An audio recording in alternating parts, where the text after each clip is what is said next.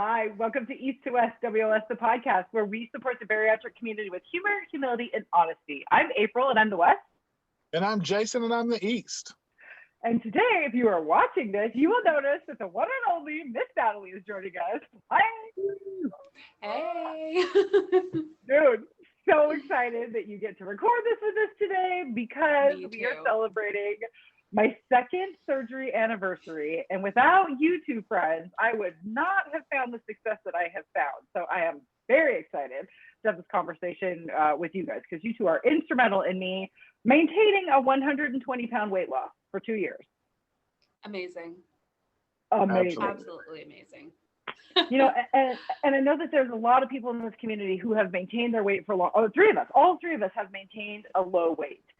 And the 2-year mark is such a big deal because if you can maintain your low weight for 2 years, you have your chances of long-term success just grow exponentially. You go from like 50% chance of regain all the way down to like 17 or like a very small number. And the longer you can maintain your weight, then the longer or the bigger chance that you have of keeping it off long-term. So as soon as I learned those numbers from Wendy, I was like, okay, 2 years. I have to make it to 2 years. I have to keep making, the hard choices. I got to do the work and blah, blah, blah, blah. Just 2 years.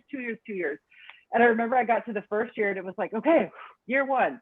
And then I really kind of was a little bit more lackadaisical. I just slacked a little bit, but I kept looking for those easy wins. I just kept doing what I was supposed to be doing. And now I'm at 2 years. I've dropped a pant size in 3 months. I went from a 14 to a 12. Haven't, changed any bit of the weight, but I mean, it's just like, oh my God, I'm just so thankful that okay, the journey doesn't end at year one, right? Like year one is very important. We got to focus on year one. But then when we get to in between year 1 and 2, you're still focusing. It just looks and feels a little bit different because you feel so normal. I think you just feel so it doesn't become quite as difficult, but yeah, just to know that so many changes are happening in between year 1 and 2, it's just like music to my ears because it means that I don't have to be worried or panicked about oh, did I blow my first year? No, I did not. So it's kind of like building a custom car. You spend all year 1 building it, and then year 2 you get to start driving that bitch, and that's amazing. Oh, Jay, as always, at every freaking time we record, you just gotta bop in with some. Yeah, exactly. Well, I knew that was something that you could actually, wrap your head around because you've actually done that very thing. So you would know. I'm speaking in terms of my love language, which is custom cars. Right? I can't tell you how many carburetor adjustments I've made, how many brakes I have pumped and cleaned. Oh yeah, I restored a 1965 Impala Super Sport, basically not from nuts and bolts up, but I mean, I had a lot of elbow time in that wet sanding. So yeah, wow. I feel that to my core. Yeah. All right, my friend. So the conversation today is gonna really, revolve around 2 things. We're gonna talk about my 2 years, and I've already told you this makes me very uncomfortable because you guys are asking me questions, and not only that, but I have not heard these questions. I haven't seen these questions. It's giving me a little bit of anxiety. So we're going to get through that first so I can calm the frick down and not be thinking about that. But then we're going to shift our conversation and we're going to talk about how we have fun after bariatric surgery, right? Because this month we're focusing on fun in the sun, right? I think there's a misnomer. People think that after bariatric surgery, life is horrible and there's no fun in life anymore. We are here to say that is absolutely not the case. And we're going to talk about that. So, okay. We just have to do this. I just have to get over this. I don't know. I'm kind of enjoying having this power, I know. Right? I could hold off. No. Making Bopra squirm. I like it. Oh God. Oh, Unbelievable. Man. All right, you guys, let's do it. Let's dive in. Let's get these questions asked and okay. All right. Well, I guess I'm gonna let you go. All right. So my first one, which I think is one that I have found myself enjoying asking, is what is the biggest or most surprising, shocking thing that you've learned about yourself during this experience, good or bad, or both? Oh my God. There is a lot. There's a lot. I think what was most surprising to me is just how dependent I was on food to get through every aspect of my life. That continues to shock me even today. And it shocks me because I every day I realize more and more just how controlling food was in my life. And the further I get away from that control, the more clearly I can see it. And it just speaks to the power that food can have over us. And when we are constantly relying on it one time, like, you know, you do it one time and then it's like, oh, well, that works, I'm going to do it another time. And then before you know it, that is just your everyday mode of operation. And you get to the point where you will never be able to overcome or overpower that without an outside tool. And that is probably the most shocking thing that I have really had to come to grips with. But what I am realizing 2 years out is that it really does not have any control over me anymore. There are moments when, you know, like I think, and we've all had this, where you're at a restaurant or, you know, somebody makes something for you and you're like, oh my God, I just want to smash this entire, you know, like bowl of pasta or whatever it is. Right. And you get a little bit of like, oh God, I wish I could just eat all of this. But now, crazily, my rational brain goes, why are you panicking over quantity? Quantity has nothing to do with the enjoyment that you are going to get out of this dining experience. So very quickly, I'm amazed at how fast now I kick out of that old mindset and I kick into the new one. And then I'm moved on, I enjoy my meal, and I'm good to go. So yeah, good question. Yeah, good answer. I'm going to go with, what is one thing you thought was going to change when you had your surgery, but did not? Oh my God, this is a big one. And I have spent a lot of time in therapy unpacking this. I really thought that I would change fundamentally as a person. I was very fearful that like the person who I am at my core was going to change. And I think that's one of the reasons that I resisted bariatric surgery for so long. And I think it's also one of the reasons that I regained all of the weight that I had lost when I was doing all of the things before, right? Is that I was so worried, I was so panicked that, oh my God, if I lose a bunch of weight, I'm not going to be the same person. I'm not going to have the same, you know, sense of humor or personality, or my values are going to change. And I'm just going to become this person that I don't like. And at first I thought, I'm just using that as an excuse. But it really, truly wasn't. It was one of my deepest, darkest fears when it came to losing the weight. And I can say definitively that that has not been the case whatsoever. And that really, I feel like more of who I have always been at my innermost core has the ability to live in the light instead of live in the shadow, right? I think I was always living my authentic self, but now all of a sudden, for whatever reason, right, I have the ability for more of that to come out more often. And that was a really big, that was a really big thing that I really had to overcome, that I really had to think about. And it's really scary to say to yourself, I don't want my core to change, right? I think some people have the opposite worry. They maybe don't know who they are at their core, and that's equally terrifying, right? Because it's like, oh my God, who am I? You're asking these big questions. So I was thankful that at least I guess I've always felt like I can find my home, so to speak, internally. And now it's just more easily located, and it just, yeah, it just comes out more. And that's very joyful for me. That brings me a lot of happiness. Yeah, I think it's interesting you say that, because when you post videos of yourself, like, you know, comparing yourself pre-op to now, you can tell that it's you, like it is you fundamentally, but it's like stifled, you know, it's like not quite, it's not quite you fully. So it's interesting that you say that, because you can tell, like, okay, you've always been April. You can see that. And I've only known you for a year, so I only know you the post-op April, but you can tell in those videos, like, that's still you, that is you. But now it's like you like elevated, you know what I mean? And it's because of this journey that you're going through. And yeah, I think that's a really interesting way to put it. Well, and it's good to see, like what you had said, there's been a lot of self-exploration in learning who you are post-op, because I think a lot of it comes from we don't want to know who we are pre-op because we're ashamed of who we are pre-op. Like we don't like ourselves. I don't want to know about that person because look at that person. I can't even stand to look at that person in the mirror or be that person. So why would I want to know any more about what's going on internally for that person? And so it's almost like, you see like in cartoons and stuff where people just break out and just the light starts shining and they're like this whole new person. That's exactly what it feels like. Yeah. Like you just have broken away from that old person that held you back and you don't want to look back at it because you didn't want to look at it in the first place. No, yeah, that is a really good point, and I never really would have equated the two. But you are right. And every time before surgery that I would see myself in a picture or I would see myself in the mirror, I was always looking at the edges of myself. And it's like I always knew something else was there, but I just couldn't put my finger on it. It was like I don't understand what's missing. I don't understand why I feel like I just can't be whole. I don't understand where this gaping hole is. And I think I was trying to fill that hole with food.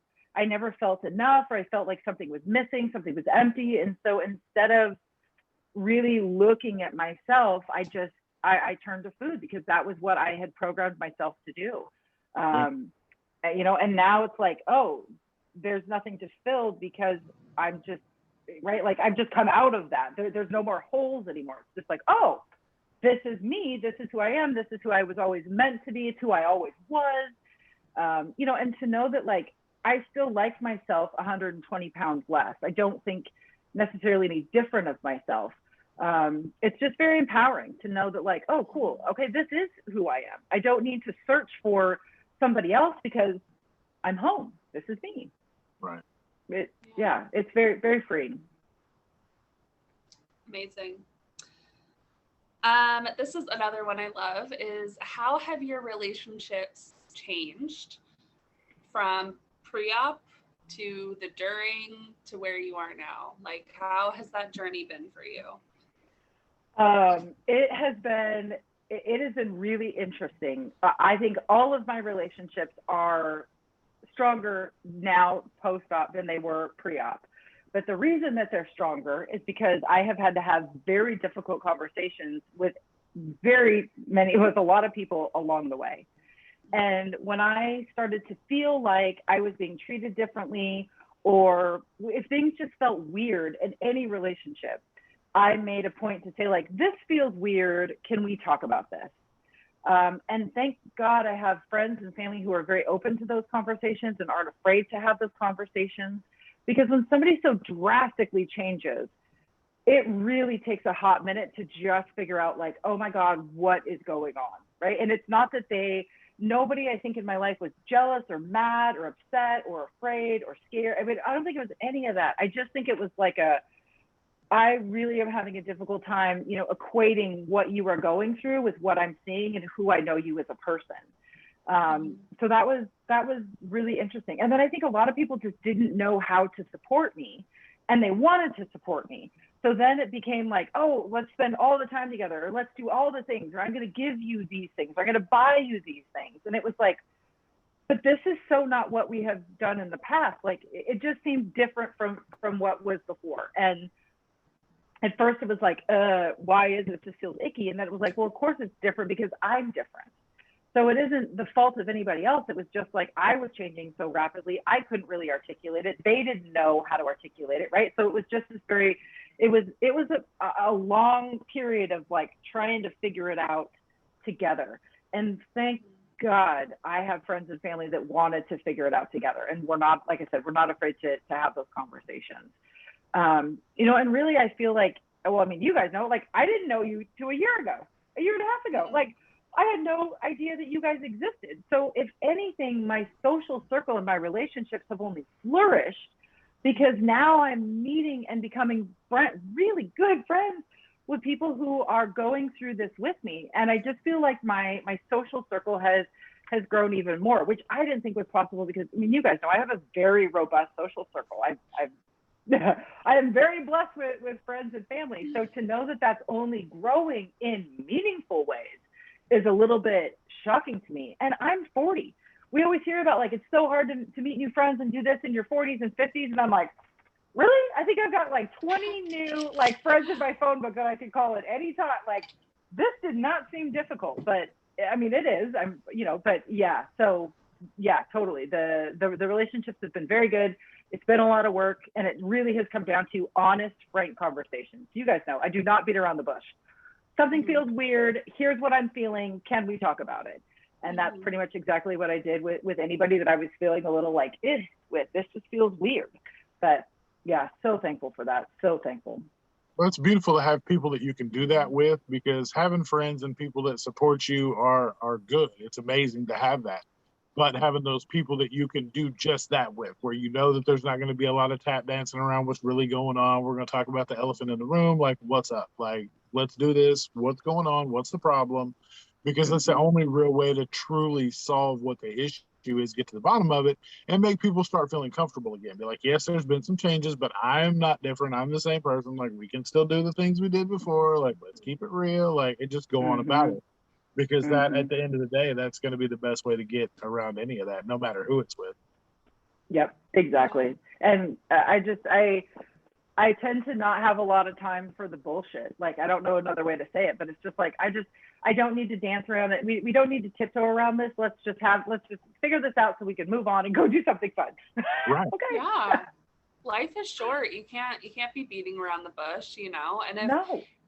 It's something I've learned. I've been also very fortunate to have people who are willing to have those conversations, and even some people who we don't even have the conversation, but we just go with it. And I know I can talk to them if I need to, but those people that don't, it's like, okay, then you don't serve me in my life now. Like, I've outgrown you, or you need to catch up because I'm still going and I'm going fast, Right. Yeah, and I think, and especially when you start feeling so awesome about yourself in your life, you really do have this urgent sense of like, I want to start doing stuff. Like, I have been slowed down for so long that now it's almost like you feel like, not in warp speed, but you're just so excited to like do all the things. And then when people are like, and you're just like, okay, let's figure this out so we can move on and go do something fun.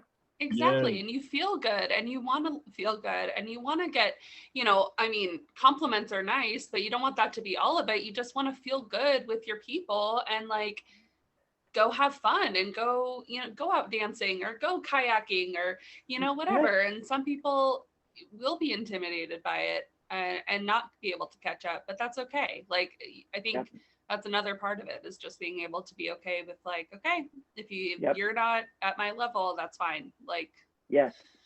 Yep. So. Yeah, totally. Yeah, 100%. Okay, my next one will be, did you have a goal that you set for yourself post-op that you did not reach? And how did you deal with not reaching it? Yeah, you all know my goal is to get to 199. I am still not at Wonderland. And I was really upset about that at first, until I realized what I would have to do to get to Wonderland. And it's all the things that I think I already do. Well, not all, right? Like, to really get to Wonderland, I need to track everything that I eat and drink. Right. I need to be very truthful with my tracker. I need to get in very serious movement every single day, right? I got to hit the water. I got to hit the protein, all those berry box things that we talk about. And I just don't, that goal is no longer worth it, right? That the price that I would have to pay to reach that goal is just not worth it yet.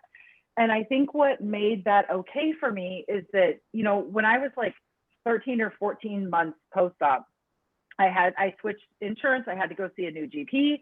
I went to the GP. They did a blood panel, right? They did all these things.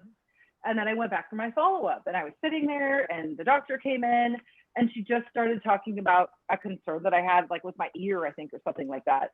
And I had said, are you going to go over my lab results? Like, what, where am I at? How, what's my health? And she just said, oh, well, we don't talk about that if everything's in the normal range. And I was like, I'm sorry, say that again? Everything is in the normal range. And she was like, yeah. Is there something that I should be concerned with? And I was like, I had bariatric surgery 14 months ago and I've lost 120 pounds. So yeah, I would like to know those things. And she just kind of laughed and she's like, oh my God, I would have had no clue. It was a new doctor, right? I hadn't sent any of the stuff, you know, from my bariatric center to her. And the doctor was like, I mean, I have worked with bariatric patients before, and normally the blood or the, you know, the nutrition, the iron is a little bit wonky. And she was like, there is absolutely nothing that would indicate that you have been a bariatric, that you are a bariatric patient, and you have no visible medical conditions like within a normal panel. And I was like, even my weight was normal for her. And I was like, oh my God, first time that had ever happened. And as soon as I got that validation that like I am metabolically well, it really allowed me to go, okay, can I take a breath? Can I maybe put, you know, not totally get off the gas, but could I just get to a place where I can find contentment and be happy with where I am? Because what I very quickly realized is that my goal with bariatric surgery was not to look a certain way, not to necessarily weigh a certain number or be a certain size. I just wanted to recognize myself in pictures, and I wanted to be healthy. I didn't want to go to the doctor and say, oh, you're borderline diabetic or your cholesterol really, right? Sleep apnea. I wanted all those things to go away. And they did go away with bariatric surgery. And at that medical appointment, it finally was a relief for me. It was like, oh my God, I have done actually what I always wanted to do, right? I guess, sure, to be a size 10, that is a size I haven't seen since probably elementary school. To weigh 199, that would be amazing. I would love to weigh 199, but it's just not worth it for me at the moment because I am metabolically well. And that was actually that was like the deep, dark goal that I just didn't even realize was actually the goal. I mean, you guys know I don't really care about how I look. I don't really care. I mean, I do, but I don't, you know, I mean, it's a vessel that, as Charity says, how I look is the least interesting part about me. So that was very, very helpful. And I know that with the three of us have talked about that a lot, often about what our happy, healthy weight is versus the goals. So yeah, I am at 205 today. I've been at 205 for a very, very long time now. I'm thrilled with that. I am excited to be at a weight that is healthy for me. And I very much appreciate my size and shape. So that is how I got okay with not hitting that goal. That's amazing. I don't think I've ever been metabolically well. I mean, even when I was very thin, I mean, I wasn't thin for the right reasons or the right way. Even then, I wasn't metabolically well. Like, I don't think I've ever, like, listening to you talk about it and not have a concern coming from a doctor, I don't think I've ever had that. So, you know, to make that your goal, I think is a very good one. I mean, I think that's all what we generally want. I think we put numbers and sizes and measurements on things, but I think in the end, what we really want is to be metabolically well. Yeah. I mean, I could say even as far out as I am, 16 or 18 months that I am post-op, my doctor still, because my primary care doctor was mine when I was at my heaviest. And she just, every time I came in, I was to a point where I was seeing her once every week and a half because I was so just bad. And she told my wife, she's like, every time I see this dude, I'm afraid he's going to die in my chair. And I'm just like, I hate it. And now I just come in there and she just sits there and stares at me. Just like, wow, I just can't believe what you've done and what you've been able to, like, this is amazing. I love having these and I don't have to yell at you or anything. And I'm like, oh, I know. Yeah. Oh, that's amazing. And then my last question is, what is something that you know now that you wish April 3 years ago would have known? Like, what is something that if you could turn back and tell April 2 years ago, what would you tell her? I wish I would have not done all of the crazy things that I did to attempt to lose weight. I wish I could tell my old self, stop, get off the hamster wheel of diet culture and fad diets and all that bullshit and just go have bariatric surgery. That is my number one wish. I mean, I learned a lot about myself and I learned about, I guess, some nutrition, you know, doing all of those things that we've all done to live at a healthy weight. But in the end, it wasn't those programs that have allowed me to find success. It was bariatric surgery. It was the head work, the mental work, and it was this community. So I think I still would have found success if I had not done all of that crazy stuff. And really, all of that crazy stuff just made me feel worse about myself as a person. It just got me further and further down, you know, cycling in the shame cycle, in that horrible tornado of feeling awful about yourself and of always feeling like a failure and always feeling like there was something wrong with me. No, there was never anything wrong with me. I needed a medical tool to live my life at a healthy weight. And I wish that I just would have accessed the medical tool instead of going through all of that ridiculousness, because it wasn't going to work. And in the back of my brain, I knew it wasn't going to work when I was doing it, but I was just desperate because I didn't want to take the easy way out, or it's only for my 600-pound life, or that's the last resort. Nope, that should have been my first resort. Do you think, this is the follow-up to what you said, do you think that you would have been ready though? I think so. Yeah, I think so. The only thing that gives me pause is that I know how instrumental our community has been in my success. And if I didn't have the community that we have today years ago, that might have been a really critical piece that would have been missing, you know, to my success. And I guess I can't definitively say that I would have been ready. I don't know if I would have been as successful. I think I probably still would have been successful, but I would have been really disappointed by the aftercare. I would have been horribly disappointed by the lack of support that existed out there. And it would have been a real struggle, So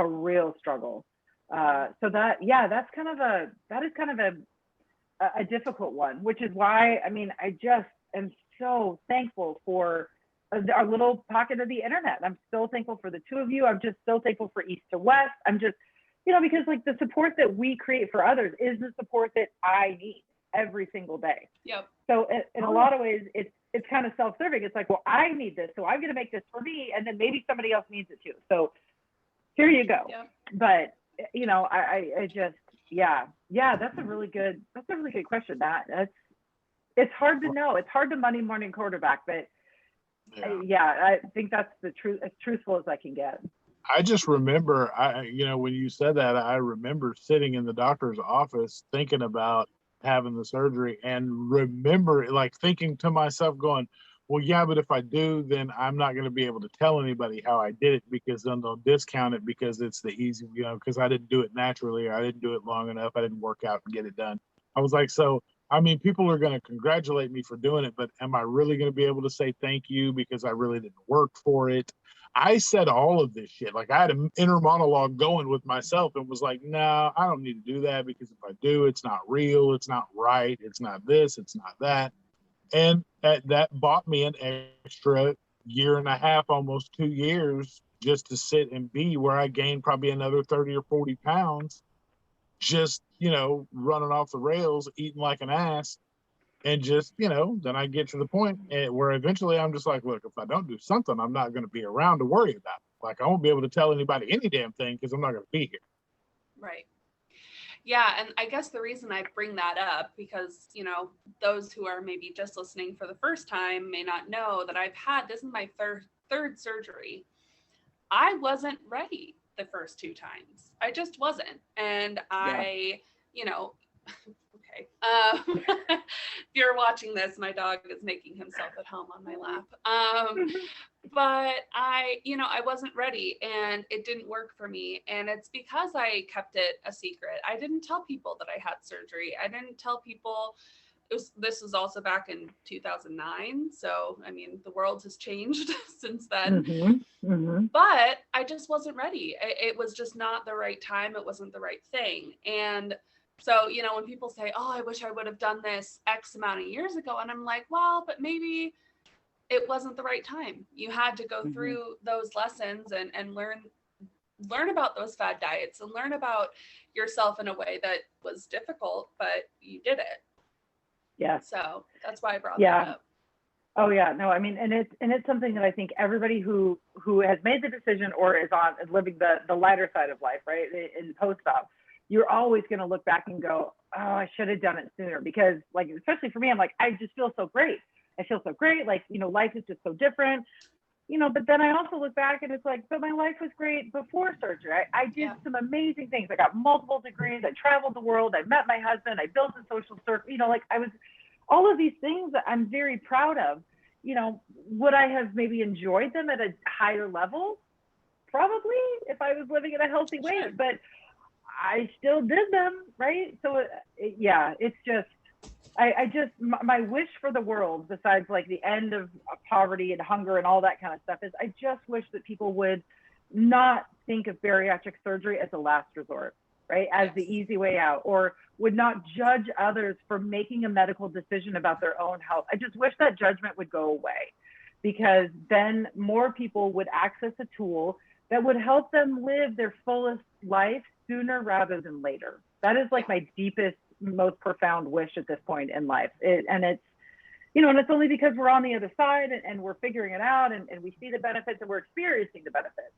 But yeah, I mean, how you articulate that to somebody who was struggling like we were struggling before surgery it's very difficult to do.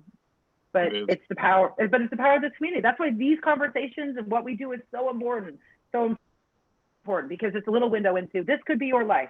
We are not any different than you. We are you. Yep. You could have this too. So yes, I'm tired. I keep threading. I'm gonna make those little bariatric. Have you heard about bariatric surgery? I'm gonna make those cards. That's amazing. Right? It's gonna be us three, our before and afters. Have you heard of bariatric surgery? Can I tell you?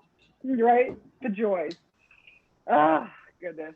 All right, Jason, do you have a final question for me, or are we ready to transition? No, we can transition. All right.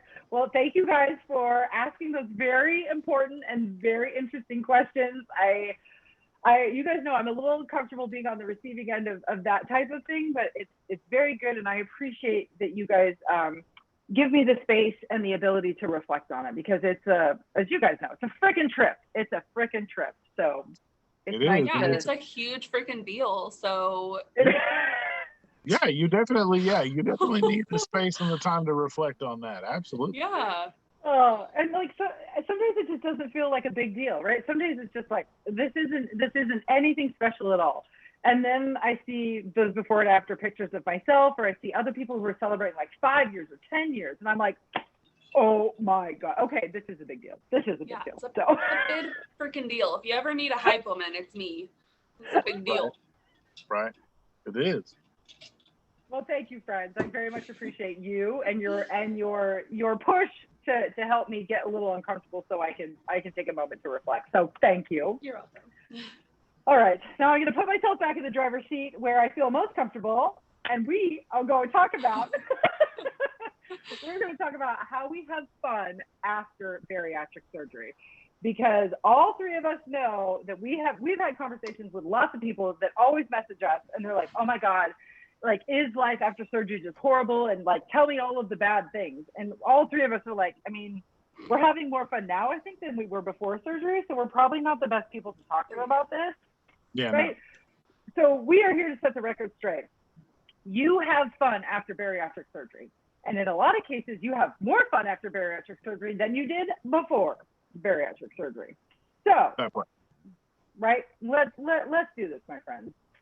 So tell us, and maybe now I'll start with you and then Jason, how did you have fun before bariatric surgery? Well, it usually, I would say 99.9% of the time revolved around food. It was, where are we going to eat first? And it was, oh, I should eat this so that I don't get too drunk or something like that, something stupid. But it was just an excuse to eat a ton before we drank. But yeah, it was usually, where are we going to eat first? And then let's just go drink as much as we can. That was quite literally exactly what we did.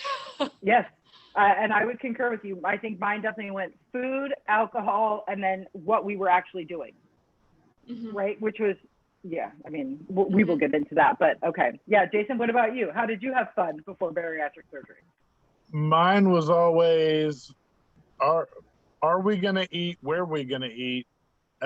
If we're going somewhere that doesn't have food, do they have chairs? Am I going to be able to find a place to sit comfortably for the amount of time we're going to be there? How much walking is involved?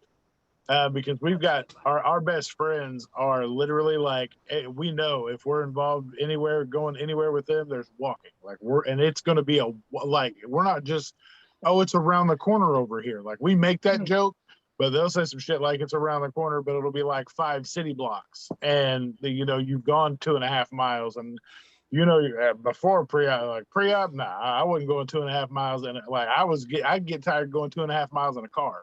So I just got to the point that I was like, that was all my like checklist of questions. Like, what is all of this shit looking like? Because they also they like snack. So they'll eat like a crouton and an ice cube, and they'll be like, no, I'm full. Ooh, I couldn't do anymore. And I'm over here like, I don't know what the hell kind of meal plan you're on, but your boy needs some ribs, and I need a burger, and so I'm like, I would pre-eat if I knew we were going with them somewhere, because they don't like to eat. And so I was like, yeah, I can't get on the appetizer plan. Like, I need the full meal and then some. Yeah, but Jason, do you realize what you're saying? So we want to know how you have had fun before bariatric surgery, and you just describe things that are not fun. You describe worry, anxiety, right? Like animosity. Yep. So it's almost like you did not have fun. What's funny is I ended up having fun once I knew all of those things were like the checklist was completed one way or another. I just didn't have fun with the walking portion of it all because it was so hard for me to do that. But funny enough, like, it doesn't sound like it, but I always had a blast once I got all the worries out of the way. Like, if I had to eat ahead of time, like, I was golden. If I could grab something on the way, good. If we ate where we got, where we were going, awesome. But if there was a time where we just had to go and hang out and there was no food available and I had to wait till on the way back, yeah, not so much fun. It amazes me because I see my experience and your experience, right? It was always, what are we eating? Where are we going? What am I excited to eat at that thing? And then it was almost joyful to feel so full. You were so uncomfortably full. Like almost that was was part of the fun of it. And that was the worry about the walk, because I knew I was going to eat so much that if we had to walk somewhere, I would have to alter what I ordered to eat because I couldn't eat too much. Because there was times I would go with them and they'd be like, all right, now we're going to walk down here and go to hang out at this place. And I'd have to stop a couple times on the way thinking I was going to get sick because I ate so much. I was ready to just sit and kind of let everything digest. Yep. So that was part of that worry. Wow. Yeah. And for me, when I think about, I've always been a very active individual, but my activity was always started with food or it was ended with food, or like food was always in the middle. I can remember, I love hot yoga. I can remember, going to, my 90-minute hot yoga classes, and they were so wonderful. But then all I was thinking about on the way home is, what are we having for dinner? Right? Like, what am I eating? What am I drinking? It was almost like the joy, the euphoria of that physical activity was instantly stunted as soon as I got in my car, and I was like, and then I was going home to think about food, right? Or it was, I have yoga in 3 hours. I need to hurry up and eat X, Y, Z and drink these things so that I can be prepared to go do this active thing so that then I can go home and eat. I mean, it was just, it was all centered around food. And even though I enjoyed those physical activities, I was having a lot of fun being physical. It was always bookended by food. Food was always. Did you ever pre-eat knowing you were going to sweat it out at yoga? Pre-eat or drink thinking that you would sweat it out at yoga? No. Okay. I never got into that mindset. I think what I really thought about with yoga, the biggest thing for me was, am I hydrated enough to be able to do hot yoga? That was always, so I guess that was where I was thinking. But yeah, I didn't do that. But I can remember getting ready to go to a friend's house and being really thinking about like, I wonder if they're going to have this, this, and this, but I really want to eat that. So I'm going to stop at the store and make sure that I bring these things so that I can eat them there in case they don't have them for me. Yeah, like I did that. Yeah, I they're did like, that. that way if they don't have it, I got it. And if they Yeah. do have it and I got it, now we got two of them bitches. Yep. Yeah. And like, you know, I lived in Alaska. Bars were like, man, it's okay. So a lot of people had like house parties. Same thing. You know, oh, they're having a barbecue. I wonder if they'll have this. Oh, they probably won't. So I'm just going to bring it. And then you just binge on that at the party. And you're like, wow, see, it was so great that I brought that thing. But it was like not for other people. It was for me. Yes, which is just, oh my God. You know, and Yeah. how I knew my very first, like, when I really had to come to terms for the first time with just how food was controlling me when it came to fun, was that we were going up to Alaska with my parents on their boat, and their boat is huge. They have a yacht. My parents have a yacht. We were going on a private luxury cruise to Alaska, Glacier Bay, right? Like this once in a lifetime opportunity. And I was starting this new diet. I'd paid a bunch of money for it, and I'd called the counselor, and I was going to push my date back because I knew that this trip was coming back. So I didn't want to be on a diet when I was up in Alaska. And Sharon just deadpan on the phone when I was telling her my panic. And she goes, so are you going to Alaska to eat? And I was like, bitch, how dare you, right? And then I was like, oh. But she just straight called me out and made me realize that I was not excited for Alaska because of luxury cruise, you know, glaciers, mountain, whale, you know, family time. No, that was not my top priority. My top priority was the food that I was going to be eating in Alaska. So you had to hit her. You had to hit her with the maybe. Right.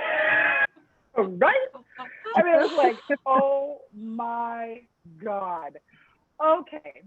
Well, thank you for bringing that to my attention, Sharon. That's exactly what I wanted to go to Alaska thinking about. But yeah, wow. I mean, I just Big got slap back right across the from face with that one. like a family reunion that we do every year, and it is food central. It's like foods that I only get once a year. Like I remember growing up and just binging on anything I could eat, whatever. My mom and I were just talking casually about what we're gonna bring because we're all assigned different dishes and blah blah blah. And I was like, yeah, you know, I'm kind of upset that I have to like make this dish because I'm not even gonna eat it. Like, it's kind of annoying, you know. And she was like, yeah, but like, is it that inconvenient? Like, you know, it's just maybe $50 worth of food that like it's okay that you don't eat, you know. And I was like, yeah, but it's just like annoying that I have to make it and I'm not going to eat it. And she's like, well, I make this salad and I don't eat it. And I was like, oh. She goes, yeah.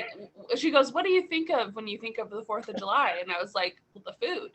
And she's like, well, I think about all the people I'm going to see and like the experiences I'm going to have. I'm like, oh, that well, is good for you. not what I think. No, right? And it's in these conversations that you realize, like, oh, this is how people who do not struggle with their weight live. This is what it feels like, and this is what it means like to not have food be the center of the universe. Yep. Imagine that, right? So, and I mean, that's really kind of what this is all about. So now that we are all post-op, how have you continued to have fun, or how has fun shifted for you now after surgery? Jason, why don't you answer first? Now I don't have to worry about any of the shit that I worried about before because I can walk wherever they walk. I can actually walk farther than they can walk, and I eat less than they eat. I don't worry about all the other stuff. Like I don't have to care if there's chairs. I don't have to worry about if there's comfortable places to sit. I don't have to worry about not eating too much that I can't walk when I'm done. Like all of that stuff has 1,000% shifted. And I go out anytime they say anything now, like, hey, we're up here. Why don't you come meet us? And I just go. I'm just like, yeah, cool. I'll be there in a minute. Like I just, and it's not even all the anxiety is gone. I feel like, you know, I've said this before, and I really, honestly, the one thing I can relate it to is I've lost as much weight and anxiety as I have lost physically off of my body. Because I literally, I just, the weight off my chest from all the worrying about shit, it's just gone. I just don't have it. Dude, that is exactly, we were just on the live. Remember when I said that? I said, I feel like I've lost more weight in like not physical weight than in like all of this shit that I was just carrying around for so long. That is so spot on. And really, it sounds to me like, Jason, you have the ability to say yes to fun more often and more frequently now because you're not worried about all that other stuff. Oh my Well, I gosh. don't have to rest, and I don't have this, well, we went out yesterday and my legs hurt and I can't, so, because I mean, I literally can remember one time where we had gone down to the beach to the pavilion. They had some kind of festival, seafood festival or something going on at the pavilion at the beach. And I remember there not being a place to sit down. And I was hurting so bad that I sat kind of on like a sloped curb and leaned against a tree just to have a place to sit. And I remember the most mortifying thing that happened when it was time for me to get up. I had to look around and see if there was somebody big enough to help pick me up if I fell when I got up, because I wasn't sure I was going to be able to stand back up. And being 468 pounds and 6'4", like, I'm not easy to pick up, like, regardless. So I had to look around and spot and be like, there ain't enough people around here that can handle me if I fall down. So this has got to go right the first time. So, and I had to have help getting up, and a stranger ran over and was like, hey, let me help. And I was just crushed because I just couldn't believe it. Oh my God. That one hurt pretty deep. But knowing now that I can do all that and not have to worry about it, it's that alone. Even if that was the only thing that I could celebrate post-op, it's worth celebrating. Wow. 100%. Wow. Now, what about you? How has fun changed, or how are you having fun after bariatric surgery? I feel like for me, it's been more spontaneous. Like Jason was saying, I don't have to plan. Like, I don't have to assess the situation. Stephanie and Katie invited me. Katie VSG was in the Pacific Northwest. And, I was coming home from my big 4th of July weekend. I was tired. And they were like, hey, come hang out with us. Let's go to the beach. Let's go do all this stuff. And I'm like, man, I really had to think about it. I was like, do I have the energy? Because me, a year or two ago would have been like, no, I can't. Like, I just feel too tired and, sore, whatever. And I just said, yeah, let's do it. Let's go have fun. Let's go do all this stuff. And I mean, we went down to the beach. We were on the beach for hours, just walking around, playing, splashing in the water. And I can say yes to things because I'm not limited.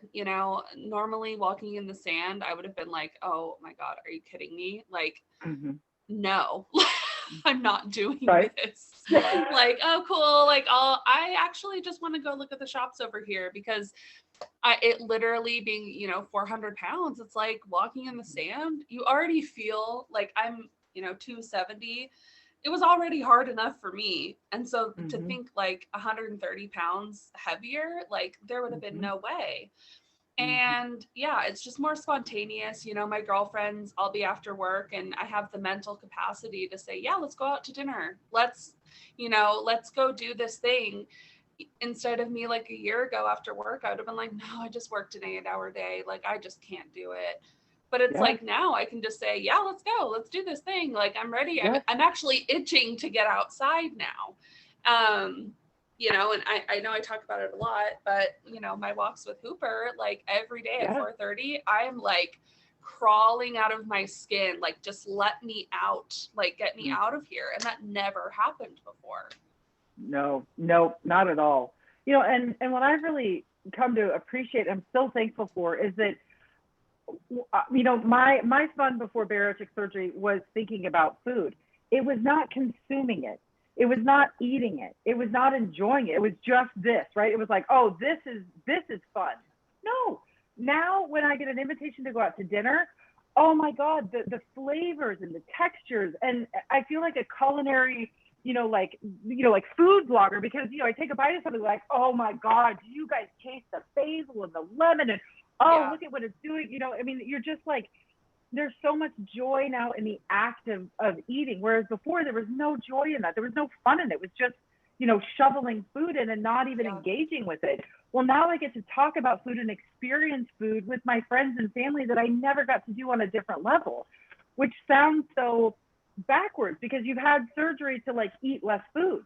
But I've also had surgery to enjoy food and to get joy out of food and the dining experience or the preparation experience, and to not have anxiety or panic about, well, have I eaten enough or have I eaten too much? Or, oh my God, I'm such a horrible person because I ate, you fill in the blank. No.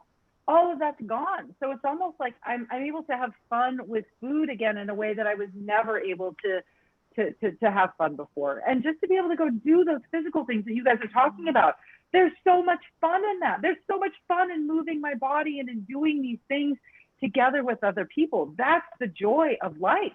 And I was missing out on that before. Yeah, that term breaking bread, I never thought about it in the way that I do now, because the bread is not the important part. I'm getting kind of biblical. I have background in, like, my family is very Catholic, so I hear all these terms all the time, but it's not about the bread. Jesus wasn't like, hey, let's have this amazing bread. It was like, no, it's probably like some white bread that like wasn't very good, but they still enjoy themselves because they're all sitting around the table talking and gathering and enjoying each other's company. And that is what breaking bread means. And pre-op me it was all about the bread instead of the people. Yes, it was all about the bread and not the breaking part, right? The sharing and the exchanging. It was just about, how do I get this in as quickly as I can so that I can numb out and not think about all these things that are bothering me. And now it's like, oh my God, I have the mental capacity. It is fun to kind of deal with what I'm going through so that I can be free of that, right? So that I can go get back to that place of contentment and then enjoy my life and people and experiences. Yep. Whereas before I couldn't, right? It was preventing that. So we've kind of talked about how, all of us, we're obviously all foodies, right? Like, food is still kind of at the center of a lot of things that we do, which is fine, right? We have a different relationship with that. But what are your favorite ways to have fun now that do not involve food? What do you think, Jason? What's yours? What's your favorite way to have fun that does not involve food? For me, it's really just putting together things. Like, we went yesterday to my niece turned 19 yesterday, and she's enlisted in the Army now. This was yesterday. So yesterday was her enlistment party. So we went and did that, but literally they threw together some sandwiches in the kitchen, like did a whole big like sub, and they just cut it up for people. But we spent all day in the backyard. Like, we were in the pool. We were playing, we were playing cornhole. We were playing, giant Jenga. Like, we were doing all this stuff that had nothing to do with all the food that was upstairs inside. And before, I wouldn't have left the table inside. Like, I would have come out on the balcony a couple times and talk a little shit, and then been right back inside at the table. And I don't think I was at the table twice. Maybe if I was walking back and forth to the bathroom, maybe that was about it. Yeah. Like, I got in the pool for the first time since they've had their pool. And because they were always like, well, you need to get in. And I'm like, nah, I don't trust the ladder. Like, the ladder's not for me. The ladder's for everybody else. And they're like, yeah, but you could probably just get in. I'm like, I'm not breaking your ladder or the side of your pool or any of that. I'm just not doing it. I won't do it. Yeah. So I would sit on the side, or all those things. I just sat and watched everybody else do that stuff. No, I was getting in the pool. I was like, I'm not breaking your ladder now. So I'm in. Like, I sat in. And the craziest thing, and I meant to post about it, but I forgot. And I was too in the moment to even worry about my phone to do it. But I sat in one of those camping chairs that has like the swing. That's the swinging camping chair. Yes. And I didn't break it. Like, I eased down in that thing so much. Like, I was like, because I waited. Once I started putting weight on it, I was like, is this shit gonna buckle on me? Like, I don't know about that. And I sat there and was like, huh. I was like, it's holding. And then while I started actually rocking in it and stuff, I was like, oh, this is cool. And so I spent half the day in that just because I could. I was like, this is awesome. I don't need to sit down, but it's awesome that I can, so I'm going to do it. Wow. Oh, that is awesome. So your fun, your non-food related fun is doing physical things. It's physically moving your body in new ways. Awesome. Yeah, just because I can, because I don't have to sit down anymore. Yeah. Right? Oh. What about you, Nat? What are your favorite ways to have fun? Um, I would say the same thing. Like today I went out to brunch with my cousin. We had brunch, we enjoyed our brunch, we enjoyed our meal. And then, we weren't quite ready to wrap things up. We're like sisters, so we can talk forever. And I live by a lake. It's called Green Lake. And I just thought, hey, you want to go like take a walk? Like, do you want to go walk Green Lake? It's like 3.5 miles, mind you. Like, it's not like a small lake. And yeah, so we just enjoyed our time. We walked fast sometimes, other times we'd stop and, but just being present and like moving my body has been really fun for me.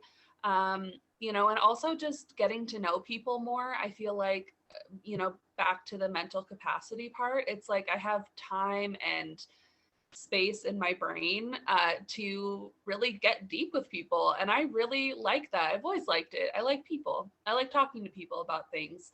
And so that's been fun for me too, is, while we're moving our bodies, also having like really interesting conversations and learning new things and getting to know people on another level. So yeah, that's been my fun. Oh, I relate to that on every level. I am the same way. I've really found a lot of fun and a lot of enjoyment out of just having moments of intimate conversations, right? We're sitting on the back patio, or we are walking downtown Gig Harbor, or we're going for a walk around the lake, or we're sitting on the dock, and we're just conversating, right? Like, and you said it so well, because this happened to us. And that when you came up and Steph came up for a weekend at my house, our original plan was like, oh, we're going to do all this content. And we literally did nothing for 3 full days except connect with each other. Like, that was all we did. We went kayaking, we went to the beach, we long walks, right? I mean, that was what we did. And it was so much fun. It was just enjoyable to kind of reconnect with people, or connect with people that you just don't know well, and build these new friendships. I think that the building of the friendship part is fun. That is what has been a lot of fun. And I know for me too, that I'm having a lot of fun shopping again, but not in a weird way. I'm having a lot of fun discovering my sense of style and putting clothes on and taking pictures of myself, or making videos and like styling things. I really enjoy putting together a look and a style and feeling very confident in that. That's a lot of fun for me. And I have been able to do that in a way that's not like, it's not an addiction transfer thing. I'm not spending more money than what I have on it. It's a legit, like, I enjoy that. And I'm having a lot of fun doing that. And it's brought a lot of joy in an area of my life that I didn't feel joy in before. And I'm very excited to be experiencing that again. So yeah. Dang. Yeah. I would agree with you on the style thing too. It's not something I thought of before, but like this, I mean, like today, like I'm wearing something that I would have never worn, a year ago, 2 years ago. Yeah. I mean, it's just like, it's fun. And I've always been obsessed with like Project Runway and like all these fashion shows and getting to see and feel different textures and fabrics and see how they feel on me and how I can embody that vibe, or what is my vibe, is it this or is it this, and just getting to kind of play. Same with my makeup and my hair. It's like, okay, now I get to kind of reinvent me, and it is really fun. And it's fun, again, I'm not doing it in really an addiction transfer way either. I'm pretty frugal with what I spend, but if someone's like, hey, I'm getting rid of clothes, I am digging in that bag. I'm like, what is in there that will fit me or my personality? And yeah, I think that's really fun too. It is. Yep. And I think for so long, even Jason, I know you've talked about this, you have a very unique sense of style yourself, and you've really enjoyed honing in on your style and really, presenting your physical body in the way that you want to present it to others. And you've found a lot of fun in that. Yeah, definitely. Especially one of the things I've noticed too, and everybody that's been watching us for long enough knows the beard has trimmed significantly down, because I am now a member of the single chin gang, so I don't have to hide it anymore with the apron. So between that, I used to be the most laziest with shaving and haircuts and all that stuff that goes along with that. But now I'm realizing that the more I change my style and buy, shirts that actually are different than stuff that I was wearing, pre-op, I've noticed like, oh, I need to shave, I need to get a haircut, I need to keep everything up with what I'm wearing and the things that I'm doing and the way I present myself, because I can't go out, looking like a hobo up top, but I've got on nicer clothes and, my shoes are all nice and bleached and like cleaned up and like ready to go. But, I look like Teen Wolf up top. Like I can't do that. So, that's kind of more like I've noticed. Just the other day, I went and I hacked a bunch off the beard again because I was like, it got out of control and I wasn't really trimming it like I should have been. And so I realized that I wanted to go get a haircut. So I'm like, before I get a haircut, I got to trim my beard because otherwise it's not going to look right. So yeah, those are all things that have kind of incorporated into also with the shopping and buying, being excited to actually fit better clothes again. Mm-hmm. Taking care of ourselves probably for the first time in a very long time is fun after surgery, because like I said, and we've all experienced this. We see more of ourselves in the mirror. We're feeling confident about the decisions that we're making. We have the mental capacity to really dive into ourselves at a deeper level. And, taking care of ourselves turns out to be fun, which is something that I think none of us ever thought. Oh my gosh, you guys. Well, this is an amazing conversation, as always.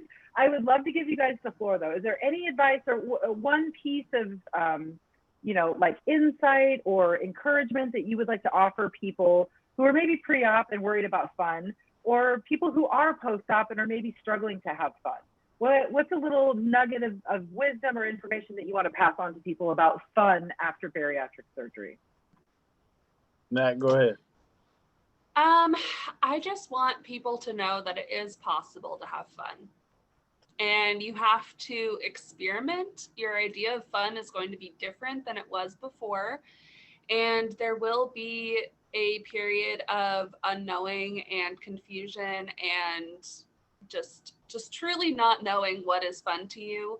But just be open-minded, let yourself have fun. When you feel like you're having fun, roll with it. Like just go and have fun, and don't let your idea of fun trump what is actually fun to you. Oh my God. So powerful, Nat. So powerful. That is spot on. I think my little piece of advice or my little thing of wisdom is to let people know that you can have fun and have food involved after bariatric surgery. It is possible. It's a big piece of joy. And you can get to the point where food is not the center, but food is a part of it, and you can still enjoy that experience. You're allowed to enjoy that experience, and that's a really freeing place to be. Yeah. Jason, my friend, what about you? Don't be afraid of the party. Don't be afraid of the potluck. Don't be afraid of the dinner. Don't be afraid of whatever is attached to whatever gathering it is. Don't be afraid of it. Just go. Accept the phone call, accept the plans, accept the invite. Just go. You'll figure it out on the fly because you did it before. You can do it again. Post-op, pre-op, on the fence, doesn't matter. You're going to go. You're going to have a good time. You'll figure out what your good time is, like Natalie said. It may not always be the same, but if it is, it is. Just don't worry about it. Quit stressing, because we had this to live our second chance at life. So live it.